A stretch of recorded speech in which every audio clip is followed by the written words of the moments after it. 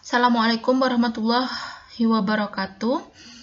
Pada video kali ini, saya akan membahas tentang identifikasi pencapaian perkembangan motorik halus anak TK.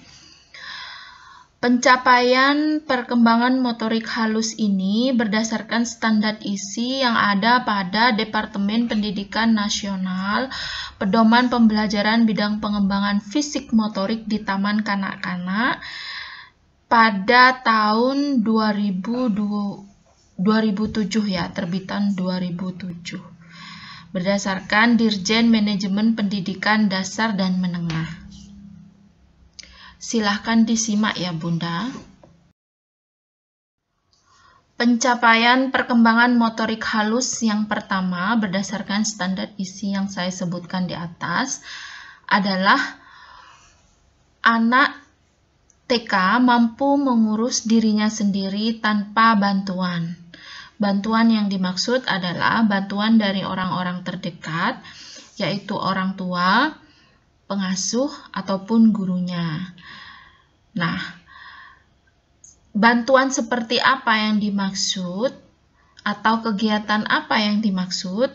Kegiatan yang bisa dilakukan tanpa bantuan adalah kegiatan makan, mandi, menyisir rambut, memasang kancing, mencuci tangan, dan mengikat tali sepatu.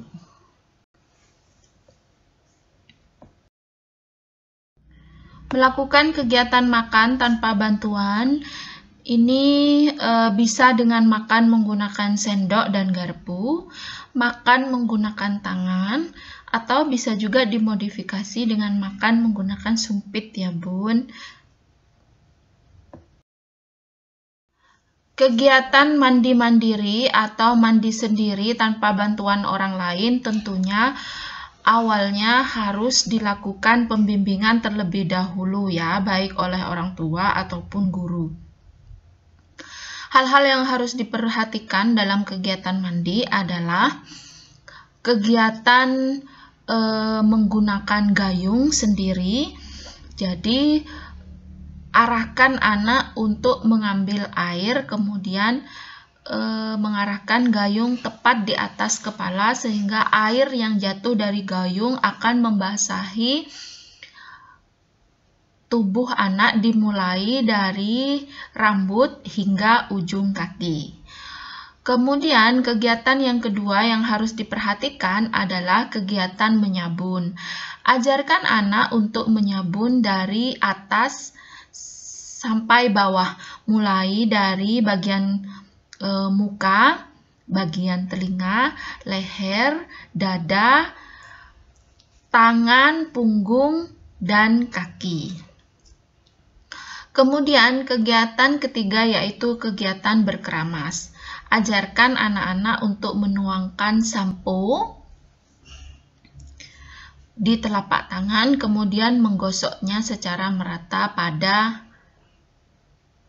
rambut. Nah, kegiatan yang keempat adalah kegiatan menggosok gigi. Ajarkan anak untuk meletakkan pasta gigi kepada rambut sikat dengan baik, kemudian menggosok gigi dengan cara yang sempurna. Kegiatan menggosok gigi itu bisa diajarkan yaitu kegiatan memutar, menggosok memutar, dan kegiatan menggosok horizontal.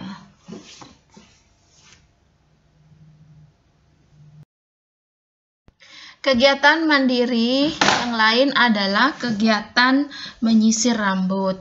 Ajarkan anak untuk berdiri di depan kaca, memegang sisir pada tangan kanan, kemudian menyisir dari ujung rambut terlebih dahulu, kemudian beranjak ke pangkal rambut, kemudian disisir rata mulai dari pangkal kemudian ke ujung lagi. Ajarkan anak untuk memakai baju sendiri. Perhatikan cara memakai baju yang benar. Tuntun anak untuk memakai lengan. Dimulai dari lengan kanan terlebih dahulu, kemudian lengan kiri, kemudian mengancingkan satu persatu, dimulai dari bagian bawah terlebih dahulu, kemudian bagian atas. Atau bisa dimulai dari bagian atas terlebih dahulu, kemudian bagian bawah. Secara bergilir ya, Bun. Ajarkan anak untuk memakai sepatu sendiri secara bertahap. Dimulai dari memakai sepatu tanpa tali, kemudian ajarkan anak untuk memakai sepatu dengan menggunakan tali. Perhatikan cara menyimpul dan menali. Ajarkan dengan baik, bimbing meskipun lebih dari satu kali. Kegiatan yang kedua yang menjadi standar pencapaian atau identifikasi pencapaian adalah memegang pensil dengan benar antara ibu jari dan dua jari. Perhatikan gambar tersebut. Memegang pensil dengan benar bisa dilakukan dengan dua cara, yaitu dengan menggunakan dua jari, yaitu jari telunjuk dan ibu jari di atas pensil, kemudian ditopang oleh jari tengah. Atau dengan menggunakan tiga jari, yaitu jari ibu jari, jari telunjuk, dan jari tengah, kemudian ditopang oleh jari keempat. Ya, praktekkan dengan benar. Ulangi berkali-kali sehingga anak bisa menggunakan pensil dengan baik dan benar. Pencapaian yang ketiga adalah membuat berbagai bentuk. Membuat berbagai bentuk ini bisa dilakukan dengan menggunakan plastisin atau Play-Doh, menggunakan tanah liat, dan menggunakan pasir. Pada saat menggunakan plastisin, perhatikan bahwa plastisin tersebut adalah plastisin yang aman dan tidak beracun. Pastikan anak-anak mencuci tangan sebelum dan sesudah menggunakan plastisin. Bimbinglah anak-anak untuk membuat bentuk-bentuk yang sangat bervariasi. Kegiatan membentuk dengan menggunakan tanah liat itu bisa dilakukan outdoor dan indoor. Pada saat outdoor, pastikan tempatnya nyaman, tidak terlalu panas dan tidak kotor. Kemudian, tanah liat yang digunakan tidak terlalu basah dan tidak terlalu kering, tetapi mudah dibentuk dan tidak terlalu lengket. Pada saat melakukan aktivitas membentuk tanah liat dengan posisi pada indoor, maka harus diperhatikan tempatnya harus dibuat senyaman mungkin pula. Jadi, pastikan tanah liat tidak mengotori lantai, meja, ataupun media lainnya. Jadi, gunakanlah alas seperti kertas, plastik, ataupun nampan. Pastikan cuci tangan dengan bersih menggunakan sabun setelah menggunakan tanah liat. Kegiatan membentuk juga bisa dilakukan dengan menggunakan pasir. Pasir itu bisa pasir asli ataupun pasir buatan. Pasir asli adalah pasir yang didapat dari laut. Kegiatan ini bisa dilakukan indoor dan outdoor, tetapi pastikan tempat pada saat melakukan di saat outdoor adalah tempat yang nyaman. Pasir juga tidak terlalu kering dan tidak terlalu sehingga mudah dibentuk, tidak terlalu basah sehingga juga mudah dibentuk. Dan pastikan pasir juga bersih. Begitupun dengan pasir buatan, gunakanlah pasir yang tidak beracun, tidak terlalu harum, dan warnanya aman untuk anak-anak. Pastikan mencuci tangan dengan bersih menggunakan sabun setelah melakukan kegiatan ini. Kegiatan yang keempat, standar pencapaian motorik halus adalah meniru dan menjiplak. Meniru dan menjiplak ini bisa dilakukan dengan berbagai cara, yaitu membuat garis tegak, membuat garis datar, membuat garis miring, lengkung, dan lingkaran. Perhatikan bentuk-bentuk tersebut. Ini adalah beberapa bentuk yang bisa dibentuk dalam kegiatan menjiplak.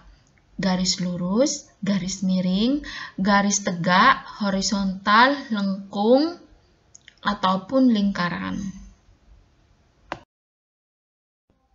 Ini adalah contoh garis miring ya. Garis miring ini bisa dicontoh karena dia mempunyai garis putus-putus. Jadi arahkan anak untuk membuat garis sesuai dengan arahan garis putus-putus. Kegiatan menjiplak juga bisa dengan menggunakan media huruf ya. Diberi garis putus-putus berupa huruf, kemudian menyuruh anak-anak untuk menjiplak dengan di atas garis putus-putus tersebut, kemudian membacanya dengan keras dan lantang.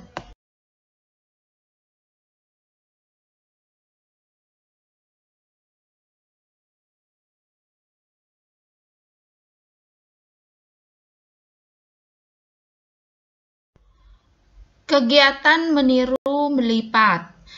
Lipatan yang dimaksud adalah 5-6 lipatan sederhana. Bisa dengan melipat kertas ataupun melipat baju. Kegiatan melipat yang pertama adalah melipat kertas atau disebut origami.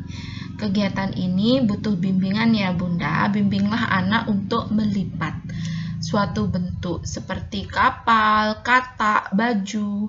Jadi mulailah dengan lipatan yang sederhana terlebih dahulu. Kegiatan melipat baju adalah kegiatan untuk melatih motorik halus anak. Karena kegiatan ini mampu menciptakan koordinasi yang baik antara mata dan saraf-saraf anak. Ya, yang pertama yang harus Bunda perhatikan adalah memberi contoh ya, bagaimana melipat atasan, kemudian bagaimana melipat celana.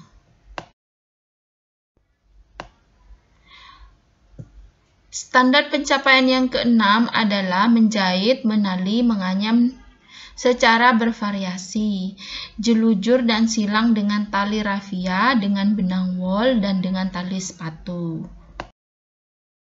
Ini adalah kegiatan jelujur ya Bunda, jelujur dan menyilang dengan menggunakan tali. Untuk mempermudah anak, sediakan kertas yang sudah diplong atau sudah dibolongi ya Bun, sehingga dengan itu anak-anak bisa melakukan kegiatan jelujur, menyilang, ya menali dengan sangat bervariasi dan menganyam ya dengan sangat bervariasi.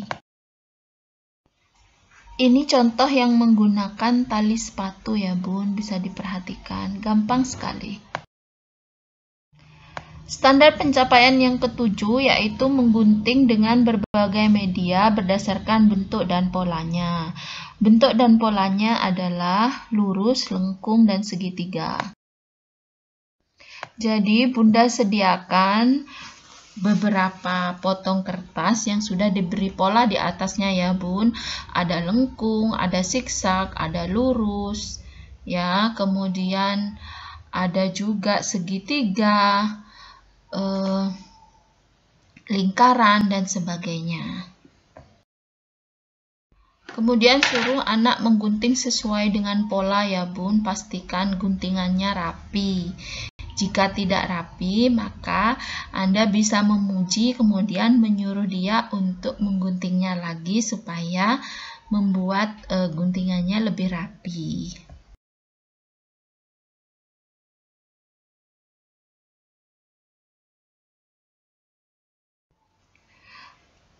Kegiatan yang ke-8 yaitu mencocok bentuk. Mencocok bentuk ini bisa dengan cara menempelkan berbagai bentuk, potongan berbagai bentuk warna-warni ke pola yang sudah disediakan pada kardus ataupun pada papan seperti yang terlihat pada gambar itu ya Bun. Pencapaian yang ke-9 yaitu menyusun berbagai bentuk dari balok. Seperti yang Anda lihat, kita bisa menggunakan Lego atau balok-balok seperti terlihat pada gambar. Bimbinglah anak-anak untuk membuat bentuk yang diinginkan ya Bun, sampai akhirnya dia bisa tanpa bimbingan membentuk berbagai bentuk seperti yang diinginkan. Pencapaian yang ke-10 yaitu membuat lingkaran dan persegi dengan rapi. Nah, seperti yang terlihat pada gambar ya Bun, pada gambar family itu anak-anak membuat berbagai bentuk, dimulai dari gambar bentuk persegi pada gambar rumah. Kemudian ada juga segitiga, ada lingkaran, ada garis lurus, ada garis lengkung, ada juga garis zigzag. Nah, bentuk-bentuk tersebut itu dipadukan menjadi satu gambar ya Bun. Ada gambar pemandangan, gambar rumah, gambar keluarga seperti yang terlihat pada gambar berikut ini. Pencapaian yang ke-11 yaitu meronce ya Bun.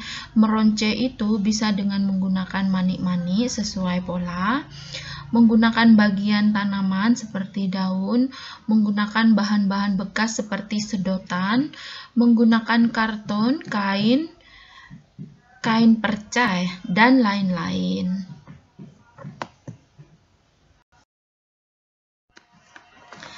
Kegiatan meronce seperti yang terlihat ini adalah kegiatan meronce dengan menggunakan manik-manik ya Bun. Kemudian meronce dengan menggunakan sedotan seperti ini ya Bun ya. Ini dengan menggunakan sedotan ini, barang bekas. Bisa juga dengan kain seperti